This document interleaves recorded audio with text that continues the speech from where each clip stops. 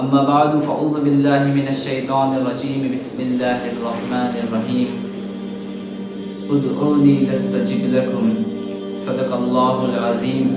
احادیث کی کتابوں میں آتا ہے، احادیث میں آتا ہے کہ جس کو 4 چیزیں ملی اس کو 4 چیزیں اور مل گئیں۔ پہلا فرمایا کہ آسمان میں جس بندے کی مغفرت اور معافی کا فیصلہ ہوتا ہے اس کو اللہ تعالیٰ اس دنیا میں توبہ اور استغفار کی توفیق دیتے ہیں۔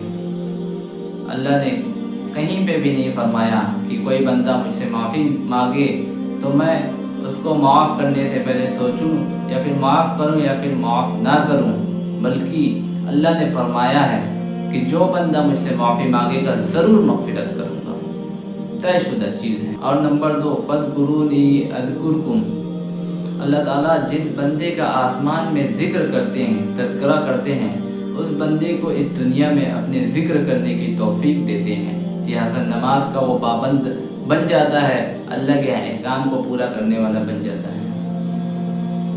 تیسرا فرمایا جو بندے کا فیصلہ اللہ تعالیٰ قبولیت کا فرماتے ہیں اس کو اس دنیا میں اللہ تعالیٰ سے دعا مانگنے والا بناتے ہیں۔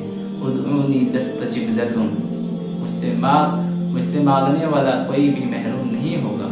نمبر 4 اللہ تعالیٰ جو بندے کا آسمانوں میں فیصلہ کرتے ہیں نعمتوں کو بچھانے کا کہ نعمتیں لٹا کر اس کو ملے، اس کو اس دنیا میں شکر کرنے کی توفیق دیتے ہیں۔ وَلَئِن شَكَرْتُمْ لَأَزِيدَنَّكُمْ، شکر کرو اللہ تمہارے مال کو بڑھا ڈالے گا۔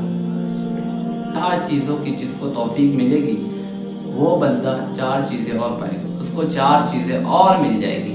اللہ کے نبی صلی اللہ علیہ وسلم نے فرمایا کہ اللہ تعالیٰ کا قانون 2 اور 2 4 کی طرح ہے۔ اپنی زبان میں یہ باتیں کہہ رہا ہوں، جو بندہ اللہ سے معافی کا طلبگار ہو ضرور اس کی مغفرت ہوتی ہے۔ فرمایا اللہ کا قانون برحق ہے، اللہ نے جو فیصلہ طے کر دیا وہ اس کا ہونا طے ہے۔ ایسا نہیں ہے کہ جو بندہ توبہ کرے تو اللہ اس کو معاف کرنے سے پہلے سوچیں، بلکہ معافی مانگا ہو گئی مغفرت۔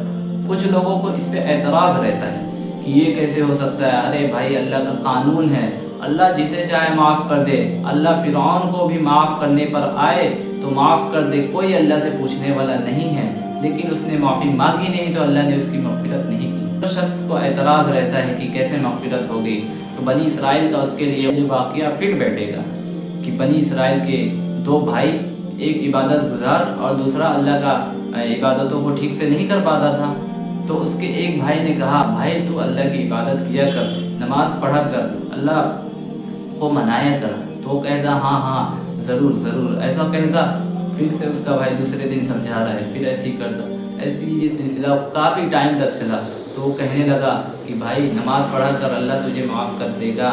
جو عبادت گزار تھا وہ کہنے لگا نماز پڑھا کر اللہ کو راضی کیا کر، اللہ تیری مغفرت کرے گا، اللہ تجھے معاف کرے گا۔ کہنے لگا ہاں انشاءاللہ۔ تو اس کے عبادت گزار بھائی کو غصہ آتا ہے کہ بس یہ اسی بات کو کہہ کر میری بات کو کٹ کر دیتا ہے، میری بات کو جو ہے اگنور کر دیتا ہے۔ اس نے غصے میں کہا کہ اللہ بھی تجھے معاف نہیں کرے گا۔ نبی پاک صلی اللہ علیہ وسلم نے فرمایا کہ دونوں کا جب انتقال ہوا ہے اللہ نے اس عبادت گزار کی پکڑ کر لی، اور جو نافرمان تھا اللہ کے کیا تمہیں اللہ نے فرمایا کہ کیا تمہیں علم تھا اس بات کا کہ میں اس کو معاف نہیں کروں گا۔